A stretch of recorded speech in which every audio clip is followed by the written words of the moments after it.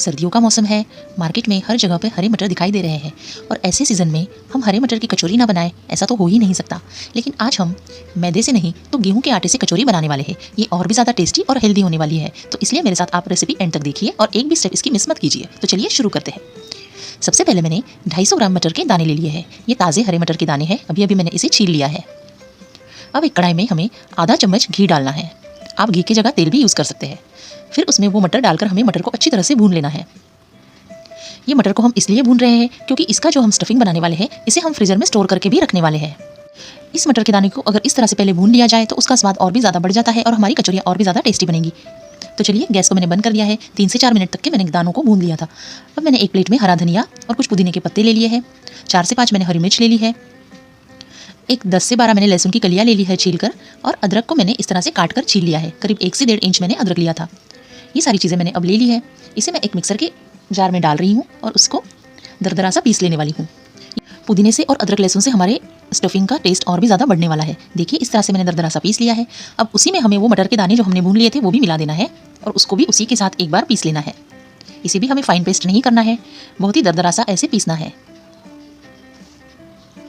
देखिए, इस तरह से मैंने सारी चीज़ें एक साथ मिलाकर उसे दरदरी सी पीस ली है। अब दूसरे मिक्सर के जार में हम 1 टेबलस्पून धनिया डालेंगे, 1 टेबलस्पून सौंफ डालेंगे और आधा टेबलस्पून हम जीरा डाल देंगे। ये तीनों चीज़ें मैंने भून कर ली है। धनिया, सौंफ और जीरा हमें भून कर ही लेना है। इसको भी हमने दरदरा सा पीस लिया है। बारीक फाइन पाउडर हमें नहीं बनानी है किसी भी चीज़ की। अब एक कढ़ाई में हमने आधा चम्मच तेल डाल दिया है। फिर उसमें मैंने ½ टीस्पून जीरा डाल दिया है और फिर उसमें हमने वो जो पाउडर बनाई है धनिया, सौंफ और जीरे की, वो डाल देना है और उसको 2 मिनट तक की भून लेना है। ये तीनों चीज़ें बहुत कंपलसरी है। सौंफ से इस कचौरी का टेस्ट बहुत ज़्यादा बढ़ने वाला है। अब उसी में हमने 2 टेबलस्पून बेसन का आटा मिला दिया है और बेसन के आटे को भी उसके साथ हमको भून लेना है। बेसन के आटे से क्या होगा, हमारी जो स्टफिंग बनेगी उसको बाइंडिंग अच्छे से आएगी और कचौरियाँ बहुत ही स्वादिष्ट बनेगी। देखिए, इस तरह से बेसन को भी डालकर मैंने भून लिया है। ऑयल मैंने बहुत ही थोड़ा सा डाला था, बहुत कम ऑयल हमें डालना है। फिर उसमें हमें ½ टीस्पून हल्दी डाल देनी है, ½ टीस्पून हमने मिर्च पाउडर डाल दी है और ½ टीस्पून मैंने गरम मसाला डाल दिया है और उसके बाद 1 टीस्पून मैंने अमचूर पाउडर डाल दी है। अगर अमचूर पाउडर ना हो तो आप चाट मसाला का भी इस्तेमाल कर सकते हैं। फिर उसी में हमने वो जो हरे मटर और बाकी सब चीज़ें मिला ली थी और दरदरी सी पीसी थी वो मिला देना है और इन सब चीज़ों को एक साथ अच्छे से मिक्स कर 2 से 3 मिनट तक की भून लेना है। सारी चीज़ें हमने 2 से 3 मिनट तक ही भूनी है। किसी भी चीज़ को हमने ज़्यादा कुक नहीं किया है और ज़्यादा नहीं चलाया है। इससे ये अच्छे से मिक्स भी हो जाएगा मसाला और थोड़ा सा भून भी जाएगा। और ये स्टफिंग हमारी 6 महीने तक भी ख़राब नहीं होती है। इस तरह से कर आप फ्रीज़र में रख सकते हैं और जब भी चीज़ चाहे आप निकाल कर कचौरियाँ बनाकर खा सकते हैं। अब मैंने उसमें स्वाद के अनुसार नमक डाल दिया है, उसको भी मैंने अच्छे से मिला लिया है। फिर मैं उसमें ½ टीस्पून शक्कर मिलाने वाली हूँ।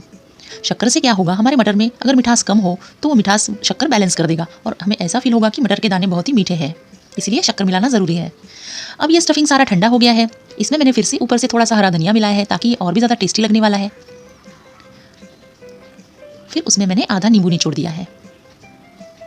अब इसको हमें हाथ से अच्छे से मिला लेना है। देखिए, काफ़ी यमी और टेस्टी लग रहा है। हमारा स्टफिंग ही इतना टेस्टी है तो कचौरियाँ आप सोचिए कितनी ज़्यादा टेस्टी बनने वाली है, क्योंकि हमने इसमें एक भी चीज़ स्किप नहीं करी है, सारी चीज़ें हमने मिलाई है। अब इसके इस तरह से छोटे छोटे हमें बॉल बनाकर रख लेना है। नींबू से भी छोटे साइज़ के मैंने बॉल बनाए हैं, ज़्यादा बड़े बॉल हमें नहीं बनाना है। इस तरह से बहुत ईजी होता है, बॉल आसानी से बन जाते हैं। देखिए, साइज़ आप देख सकते हैं। इस तरह से मैंने सारे बॉल को बना लिया है। अब इसको मैं फ्रीज़र में स्टोर करके रख देने वाली हूँ। कुछ कचौरियों का मैं मैदे की कचौरियाँ बनाने वाली हूँ, जिसकी रेसिपी मैं पहले भी आपसे शेयर कर चुकी हूँ और इतने बॉल्स मैं फ्रीज़र में स्टोर कर रख देने वाली हूँ। तो चलिए, इसको हम फ्रीज़र में रख देते हैं। देखिए, करीब करीब 1 हफ्ते के बाद मैं आज इसे फ्रीज़र से बाहर निकाल रही हूँ और इसको मैंने 2 घंटे पहले ही बाहर निकाल दिया है ताकि ये नॉर्मल रूम टेम्परेचर पर आ जाए। तो अब हम क्या करेंगे, पहले हम आटा गूंद लेंगे। तो 1 कप मैंने गेहूं का आटा ले लिया है। आज हम गेहूं के आटे से कचौरियाँ बनाने वाले हैं, इसलिए मैंने गेहूं का आटा लिया है। फिर उसमें थोड़ा सा यानी कि आधा चम्मच नमक मिला देना है और 1 टीस्पून हमें अजवाइन लेनी है। अजवाइन को इस तरह से हाथ पर मसल कर हमें उस आटे में मिला देना है। फिर हम क्या करेंगे, ये गेहूं के आटे की कचौरियाँ होती है और आज हमें कचौरियाँ थोड़ी सी क्रिस्पी भी बनानी है, सिर्फ खस्ता नहीं बनानी है। इसलिए 2 टेबलस्पून मैंने ऑयल लिया है और उस ऑयल को मैं बहुत ज़्यादा गर्म कर लेने वाली हूँ और इसमें मिला देने वाली हूँ। देखिए, इस तरह से ऑयल मैंने आटे में मिला दिया है। पूरा ऑयल नहीं मिलाया, मैंने थोड़ा सा बचा कर रखा है। अभी मैं पहले चेक करने वाली हूँ कि उतना ऑयल काफ़ी है या नहीं। अगर ज़रूरत पड़ी तो मैं वो भी तेल इसमें मिला दूँगी। देखिए इस तरह से हाथ से उसको मसल कर देखते हैं। अब मैंने सारा तेल मिला दिया है। मुझे ज़रूरत लगी कि इसमें और तेल चाहिए। अब इसको क्या करना है, हाथ से इस तरह से अच्छे से मसल लेना है ताकि आटे के रेशे रेशे तक तेल पहुंच जाए। और हाथ में फिर हमें इस तरह से लड्डू बनाकर देखना है। अगर लड्डू अच्छे से बन जाए तो समझिए कि तेल अच्छे से आटे में मिल गया है। देखिए अभी मैं आपको करके दिखाती हूँ। इस तरह से लड्डू बनाकर देखना है हमें। अब तेल आटे में अच्छे से मिल गया है। अब थोड़ा थोड़ा पानी डालकर हम आटे को गूंद लेंगे। आटे का हमें सॉफ्ट डो लगाना है, बहुत हार्ड या कड़क डो नहीं लगाना है। इस तरह से आटे में गरम तेल डालने की वजह से हमारी आज कचौरियाँ काफ़ी क्रिस्पी और क्रंची होने वाली है और खस्ता भी बनने वाली है। ये कचौरियाँ मैदे के आटे से भी ज़्यादा टेस्टी लगती है, इसलिए अक्सर गेहूं के आटे की ही कचौरियाँ मैं बनाना प्रेफर करती हूँ। इससे पहले मैंने मैदे से बनी हुई कचौरियाँ भी, उसकी भी रेसिपी आपके साथ शेयर की है। इस तरह से आटा मैंने गूंद लिया है। ऊपर से थोड़ा सा ऑयल का हाथ लगाकर मैंने इसे ढककर 15 मिनट के लिए सेट होने के लिए छोड़ दिया है। चलिए 15 मिनट हो चुके हैं। तब तक ये बॉल चेक कर लेते हैं। ये भी नॉर्मल रूम टेम्परेचर के जैसे हो गए हैं। अब आटा भी अच्छे से सेट हो चुका है। अब हमें कचौरियाँ बना लेनी है। तो पहले हम क्या करेंगे, आटे को इस तरह से फिर से एक बार अच्छे से मिला लेंगे और फिर उसके छोटे छोटे बॉल्स हम बना लेंगे। हमने जो स्टफिंग के बॉल्स बनाए हैं उससे हमें आटे का बॉल थोड़ा सा बड़ा चाहिए। स्टफिंग का बॉल और आटे का बॉल सेम नहीं होना चाहिए। आटे का बॉल उससे 50% बड़ा होना चाहिए। ये रेशो आप ध्यान में रखिए, वरना कचौरियाँ फूलती नहीं है अगर हम सेम ही ले लेंगे तो। देखिए इतना डिफरेंस दोनों में होना चाहिए। अगर हम कचौरियों में स्टफिंग ज़्यादा भर देते हैं तो तेल में जाकर वो फूटने की भी संभावना ज़्यादा होती है और फूलती भी नहीं है। ये दोनों बातें होती है, इसलिए हमें अंदर स्टफिंग 50% ही भरना चाहिए। देखिए इस तरह से मैंने जमा कर रखा है। 2 बॉल्स मेरे अभी भी बच गए हैं। अब हम उसके अंदर ये स्टफिंग भर लेते हैं। तो सबसे पहले आटे को हाथ में लेना है, एक बॉल को, और उसको अच्छे से गोल कर लेना है और धीरे धीरे उसका इस तरह से प्याला बनाना है। प्याले की शेप का उसको हमें बढ़ाना है। हाथ से ही हमें ये करना है, बेलन का इस्तेमाल हमें नहीं करना है। फिर उसमें एक बॉल रख के इस तरह से धीरे धीरे दबाकर हाथों से उसको धीरे धीरे नज़दीक लाना है और उसको सील कर देना है।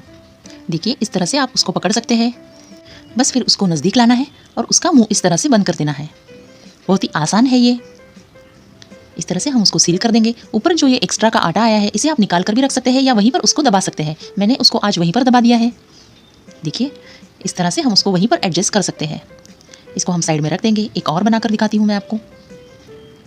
सेम वही प्रोसेस हमें करनी है। बहुत आसान है ये बनाना, कुछ भी मुश्किल नहीं है। आटे को हमने वहीं पर दबा दिया है। एक्स्ट्रा का जो आटा आया था, अगर आपको हाथ से करना मुश्किल जाता है तो आप इस तरह से नीचे रखकर भी ये काम कर सकते हैं। देखिए ये मैं नीचे रखकर करके दिखा रही हूँ आपको। ये और भी ज़्यादा आसान है। अगर बिगिनर्स है तो वो लोग नीचे रखकर भी कर सकते हैं। कहीं पर ज़्यादा आटा अगर हो तो उसको हम निकाल कर भी रख सकते हैं।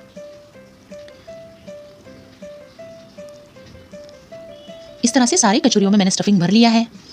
अब उसको क्या करना है, इस तरह से हथेली पर हमें एक एक बॉल लेना है और हाथ से उसको दबाकर बड़ा करना है। उसका साइज़ हमें इसी तरह से बड़ा करना है। बेलन का इस्तेमाल हमें अभी भी नहीं करना है। देखिए आसान है। हथेली के इस पोर्शन से आप दबा सकते हैं और दोनों साइड से हमें दबाना है। अच्छे से प्लेन भी हो चुकी है कचौरी, कहीं पर भी उसे सील किया हुआ निशान नहीं दिख रहा है। आप देख सकते हैं दोनों साइड से मैं उसे उलट पुलट करके दबा रही हूँ। मीडियम साइज़ का, जैसे पूरी होती है छोटी सी, उस साइज़ का हमें बनाना है और उसकी मोटाई इतनी ही होनी चाहिए। कचौरियों को ज़्यादा पतला नहीं करते हैं, थोड़े से उसे मोटे ही रखते हैं। बहुत आसान है ये दबाना। देखिए आप उसकी विड्थ भी देख सकते हैं कि वो कितनी मोटी रखी है मैंने। इस तरह से सारी कचौरियों को मैं पूरी के शेप में बना ले रही हूँ। अगर हथेली पर आप रखकर नहीं कर पा रहे हैं, मुश्किल जा रहा है, तो इस तरह से नीचे रखकर भी उसको बढ़ा सकते हैं। धीरे धीरे हल्के हाथों से दबा दबा कर उसको बड़ा करना है। ज़्यादा जोर हमें नहीं लगाना है। अब मैंने तेल रखा है कढ़ाई में। तेल का टेम्परेचर आप देख सकते हैं ज़्यादा गर्म नहीं है। कचौरी डालने के बाद आपको ये पता चल गया होगा कि टेम्परेचर कितना है। बस हल्का गर्म है ये तेल, ज़्यादा गर्म नहीं है। वरना कचौरी डालते ही उसमें से बबल्स आने लगते थे बहुत ज़्यादा और धुआं भी निकलता है, तो वो कुछ भी नहीं हुआ। इसका मतलब ही तेल का टेम्परेचर बहुत नॉर्मल है, ज़्यादा गर्म तेल नहीं है। हमें कचौरियाँ तलने के लिए ऐसा ही तेल चाहिए।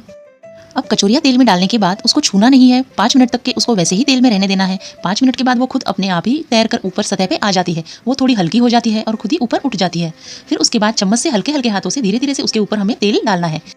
ऊपर के साइड पे भी हमें उस पर तेल डालना है। फिर कचौरियाँ धीरे से थोड़ी थोड़ी और ज़्यादा फूलने लगेगी। जब वो पूरी तरह से फूल जाएगी तब जाकर हमें उसको पलटना है। अब देखिए कचौरियाँ काफ़ी फूल चुकी है। अब मैंने उसको पलट दिया है। इस तरह से कचौरियों को तला जाता है। इसका मतलब ही तेल में डालने के बाद बिल्कुल भी उसे 5 मिनट तक के हाथ भी नहीं लगाना है, लेकिन तेल का टेम्परेचर हल्का ही गर्म होना चाहिए, ज़्यादा गर्म तेल हमें नहीं चाहिए। ये बात आप प्लीज़ याद रखिए, वरना तेल अगर ज़्यादा गर्म होगा तो कचौरियाँ नहीं फूलेगी, वहीं के वहीं पर वो थोड़ी सी जल जाएगी और अंदर से कच्ची रह जाएगी। इसलिए इस तरह से कचौरियों को तलना है। पलटने के बाद भी हमें, और ये सारी प्रोसेस में हमें गैस की फ्लेम लो ही रखना है, बिल्कुल गैस को हमें बढ़ाना नहीं है। देखिए, जब हमें लगे कि कचौरियाँ अच्छे से तल गई है, बस उस पर थोड़ा सा डार्क कलर आना बाकी है, तब हमें लास्ट में गैस की फ्लेम को हाई करना है। सिर्फ 1 मिनट के लिए ही हाई करना है, ताकि कचौरियों पर अच्छे से कलर आ जाए, और फिर उसे तेल के बाहर निकाल देना है। अब गैस को बंद कर देना है और तेल का टेम्परेचर नॉर्मल होने देना है, और फिर से गैस को जलाकर उसमें नेक्स्ट बैच हमें डालना है। देखिए, अब मैंने उसे तेल से बाहर निकाल लिया है। इस तरह से मैंने सारी कचौरियाँ तल ली है। देखिए, एक भी कचौरी हमारी बिगड़ी नहीं है, सारी कचौरियाँ अच्छे से फूली है और ये बिल्कुल भी ऑयली नहीं लग रही है। गेहूं की कचौरियों की यही खास बात है कि वो ऑयली नहीं लगती है। मैदे की कचौरियाँ थोड़ी सी ज़्यादा ऑयली लगती है, बट गेहूं की वैसी नहीं लगती। खस्तापन इसमें भी होता है और इसमें टेस्ट भी ज़्यादा होता है। अब मैंने हरी मिर्चियाँ भी थोड़ी सी तल ली है कचौरी के साथ खाने के लिए, और उस पर थोड़ा सा नमक मैंने डाला है। देखिए, कचौरियाँ खस्ता के साथ साथ थोड़ी क्रिस्पी भी है, ऐसी ही कचौरियाँ हमें चाहिए थी। अभी कचौरी मैं आपको तोड़कर दिखाती हूँ, अंदर से ये कितनी फुली हुई है और स्टफिंग अंदर कितना अच्छे से सेट हो गया है, आप देख सकते हैं। पूरी फुली है हमारी कचौरी, अंदर से उतनी ही खस्ता और क्रिस्पी लग रही है। खाने में काफ़ी ज़्यादा टेस्टी होती है ये कचौरियाँ। मुझे खुद को मैदे की कचौरियों से भी ज़्यादा गेहूं की कचौरियाँ पसंद है। तो आप कब बना रहे हैं गेहूं के आटे से इस तरह की कचौरियाँ? सीज़न शुरू है तब तक के 2-4 बार तो हमारे घर में कचौरियाँ बननी ही चाहिए। हरी मटर की कचौरियाँ वाकई में बहुत ज़्यादा टेस्टी होती है, और इस तरह से अगर गेहूं की बनी हो तो वो ज़्यादा हेल्दी भी हो जाती है। जल्दी से आप भी ये रेसिपी ट्राई करें, और अगर आपको ये रेसिपी पसंद आई है तो मुझे कमेंट बॉक्स में ज़रूर बताइए। और जब तक कि मटर का सीजन शुरू है तब तक आप इस तरह की स्टफिंग बनाकर फ्रीजर में रख सकते हैं। अगले 6 महीने तक आप कभी भी कचौरियाँ बनाकर खा सकते हैं। जब भी आपका मन करे, स्टफिंग 2 घंटे पहले बाहर निकाल कर रखिए और गर्मा गर्म कचौरियाँ बनाकर खाइए। मेरी हर रेसिपी के हिंदी और मराठी दोनों लैंग्वेजेस में वीडियो में अपलोड करते रहती हूँ, इसलिए जो भी लैंग्वेज आप डेली यूज़ करते हैं तो उस लैंग्वेज में आप जाकर वीडियो देख सकते हैं। वीडियो पसंद आई है तो लाइक कीजिए और चैनल को सब्सक्राइब कीजिए, और अपने दोस्तों के साथ इस वीडियो को शेयर कीजिए। जल्दी ही मिलते हैं एक नए रेसिपी के साथ। तब तक के लिए खुश रहिए, फिट रहिए और शर्लिन हेल्दी रेसिपी देखते रहिए। वीडियो एंड तक के देखने के लिए आपका बहुत बहुत शुक्रिया। Bye bye, take care and happy winters.